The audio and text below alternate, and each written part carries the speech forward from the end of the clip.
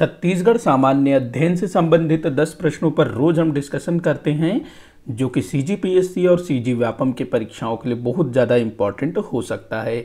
सीधे हम लोग क्वेश्चंस पर चलते हैं। तो भाई आज का पहला क्वेश्चन है, निम्न में से कौन सा खेल पुरस्कार कनिष्ठ खिलाड़ियों को राष्ट्रीय प्रतियोगिता में अच्छा प्रदर्शन के लिए दिया जाता है। तो आपको बताना है, यहाँ जो खेल सम्मान का नाम लिखा हुआ है, गुंडाधुर सम्मान, शहीद राजीव पांडेय पुरस्कार, शहीद कौशल यादव पुरस्कार, हनुमान सिंह सम्मान, तो इनमें से कौन सा खेल पुरस्कार कनिष्ठ, कनिष्ठ का मतलब होता है जूनियर, जिसको हम जूनियर कहते हैं ना, कनिष्ठ, कनिष्ठ का मतलब क्या होता है, जूनियर।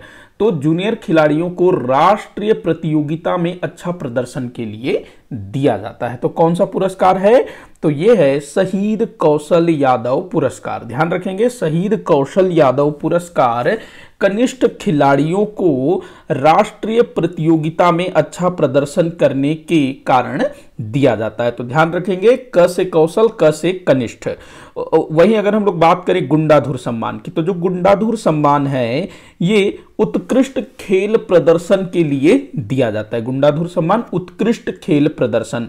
राजीव पांडेय पुरस्कार, ये जो राजीव पांडेय पुरस्कार है ये वरिष्ठ खिलाड़ियों को, देखो राजीव पांडेय जो है ना, वरिष्ठ खिलाड़ियों को, मतलब जो सीनियर खिलाड़ी हैं उनको राष्ट्रीय प्रतियोगिता में अच्छा प्रदर्शन के लिए दिया जाता है।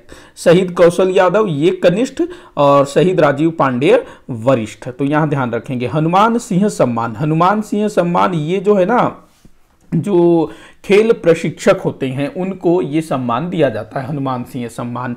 तो आपको जितने भी खेल पुरस्कार हैं और दूसरे पुरस्कार हमारे छत्तीसगढ़ सरकार द्वारा जो भी दिया जाता है उनका विषय पता होना बहुत जरूरी है कि कौन सा सम्मान किस क्षेत्र में दिया जाता है। ये खेल क्षेत्र में दिया जाता है, लेकिन खेल के भी विभिन्न क्षेत्र हैं।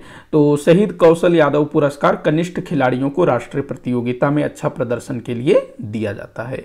अगला क्वेश्चन है, चंद्रादितेश्वर नामक सामंत का संबंध किस राजवंश से है। तो चंद्रादितेश्वर ये नागवंश से संबंधित है। एक राजा हुए नागवंश में जगदेव भूषण धारावर्ष, जगदेव भूषण धारावर्ष, तो इसका सामंत था, धारावर्ष इसका सामंत था चंद्रादितेश्वर। और इसी चंद्रादितेश्वर ने बारसूर में चंद्रादितेश्वर नामक एक सरोवर का निर्माण करवाया। चंद्रादितेश्वर नामक एक शिव मंदिर का भी इसने निर्माण करवाया था। चंद्रादितेश्वर सामंत जगदेव भूषण धारावर्ष का सामंत था। अगला क्वेश्चन दिया हुआ है, निम्न में से कौन सी रचना पंडित सुंदरलाल शर्मा जी द्वारा लिखा गया। ये वाला जो क्वेश्चन है ना, मैंने पीछे किसी वीडियो में लिया था, हाँ 208 नंबर वाले वीडियो में ये क्वेश्चन लिया था। अब यहाँ पर देखिएगा, पता नहीं मेरा दिमाग कहाँ था, मैंने क्या किया था, वो जो बोलते हैं ना सस्ता नशा करके बैठे हो, पता नहीं क्या कुछ वैसा हो गया था। तो यहाँ देखिएगा पंडित सुंदरलाल शर्मा, और यहाँ जो ऑप्शन दिया हुआ है ना, ये तीनों 1 2 3 मतलब किसान करलई, बेटवा विवाह और ये लेड़गा, ये किनकी रचनाएं हैं। तो डॉक्टर खूबचंद बघेल जी की रचना है। किसकी, डॉक्टर खूबचंद बघेल, इनकी रचना है। लेकिन पता नहीं मेरे साथ क्या हुआ, मैं जो है बिल्कुल भी मेरा ध्यान नहीं रहा, मैंने इन तीनों को पंडित सुंदरलाल शर्मा जी द्वारा लिखा बताया था। तो इसको आप लोग थोड़ा सा देख लीजिएगा, सुधारिएगा।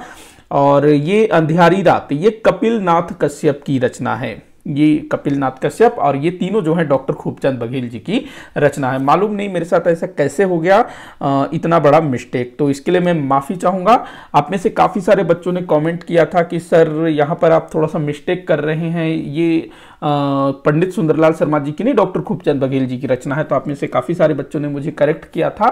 ऐसे ही आप लोग ना, अगर किसी क्वेश्चन में डाउट हो या मुझसे कोई गलती हो जाए तो उसको सुधारिएगा, बताइएगा कि सर आप यहाँ पर गलत हो। तो यहाँ पर क्वेश्चन में क्या होना था, डॉक्टर खूबचंद बघेल, न कि पंडित सुंदरलाल शर्मा। तो अगर डॉक्टर खूबचंद बघेल जी को माने तो 1 2 4 यहाँ पर आपका आंसर होगा। तो इसके लिए मैं माफी चाहूंगा इस क्वेश्चन के लिए।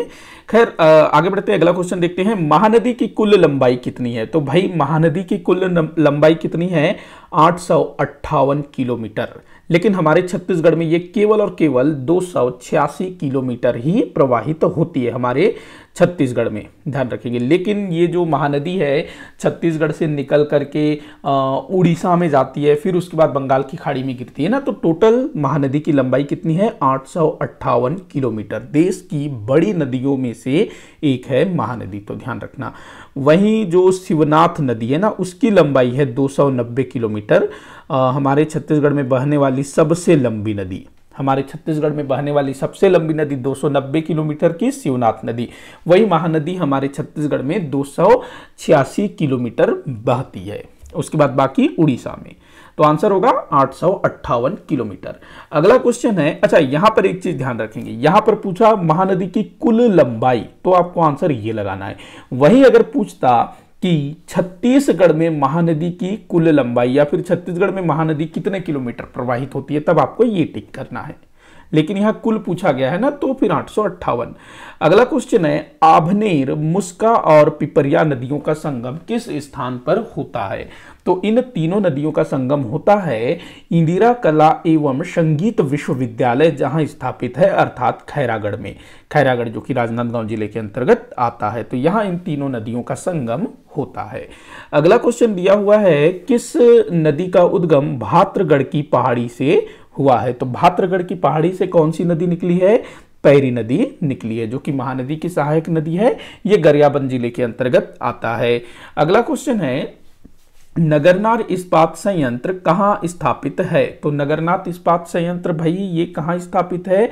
बस्तर में स्थापित है। बस्तर का जो जिला मुख्यालय है ना जगदलपुर, तो जगदलपुर से कुछ किलोमीटर की दूरी पर नगरनार नामक गांव है, तो वहीं पर ये जो नगरनार इस्पात संयंत्र है ये स्थापित है। ये मेरे ख्याल से 2008 से इसका निर्माण आरंभ हुआ है। 2008 से इसका निर्माण आरंभ हुआ है। अभी इसमें जो है ना उत्पादन भी शुरू हो चुका है, लेकिन पूरी तरह से तैयार नहीं है जहां तक मेरी जानकारी है। तो ध्यान रखेंगे, जगदलपुर बस्तर नगरनार इस्पात संयंत्र, अंग्रेजी में नगरनार स्टील प्लांट, जैसे भिलाई स्टील प्लांट वैसे ही नगरनार स्टील प्लांट। अगला क्वेश्चन है, एनटीपीसी कंपनी में प्रयुक्त प्रमुख खनिज कौन सा है? एनटीपीसी,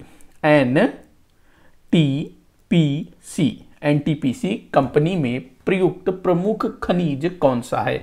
तो भाई ये है क्या? National thermal power corporation limited. क्या उत्पादन करती है यह कंपनी? तो बिजली उत्पादित करती है, बिजली। अब भाई बिजली किससे तैयार होता है? कोयला से। तो इसका प्रमुख खनिज क्या होगा? कोयला। तो इस तरह से भी क्वेश्चन पूछा जाता है। सरल है, मतलब आसान है, लेकिन इसको अगर हम ध्यान न दें तो बिगड़ जाता है। अगला क्वेश्चन है, छत्तीसगढ़ में लाख उद्योग का मुख्य संकेंद्रण किस जिले में है? तो लाख जो अधिकतर चूड़ी वगैरह बनाने में काम आता है ना, चूड़ी को सजाने में, तो लाख उद्योग हमारे छत्तीसगढ़ में धमतरी में सबसे ज्यादा संकेंद्रित है। अगला क्वेश्चन दिया हुआ है, छत्तीसगढ़ में किस स्थान को छोटा तिब्बत के नाम से जाना जाता है? छोटा तिब्बत।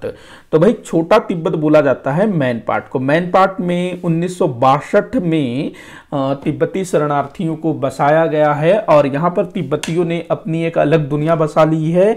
वो पूरी तरह से ना तिब्बत जैसा माहौल वहाँ का हो गया है, तो इसको जो है छोटा तिब्बत कहा जाता है। आप लोग मुझे कमेंट करके बताइएगा कि हमारे छत्तीसगढ़ के किस स्थान को मिनी बंगाल कहा जाता है। कमेंट बॉक्स में बताइएगा, मिनी बंगाल या मिनी बांग्लादेश।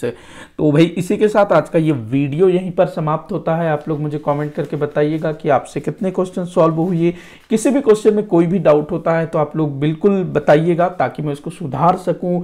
मुझसे कोई मिस्टेक हो जाता है तो उसको भी आप लोग बिल्कुल बताइएगा कि सर आप शायद यहाँ पर गलत हैं, एक बार चेक करिएगा, तो मैं उसको जो है सुधारूंगा और आपको सही जानकारी दूंगा। तो भाई वीडियो यहीं समाप्त होता है। वीडियो को आखिर तक देखने के लिए बहुत बहुत धन्यवाद।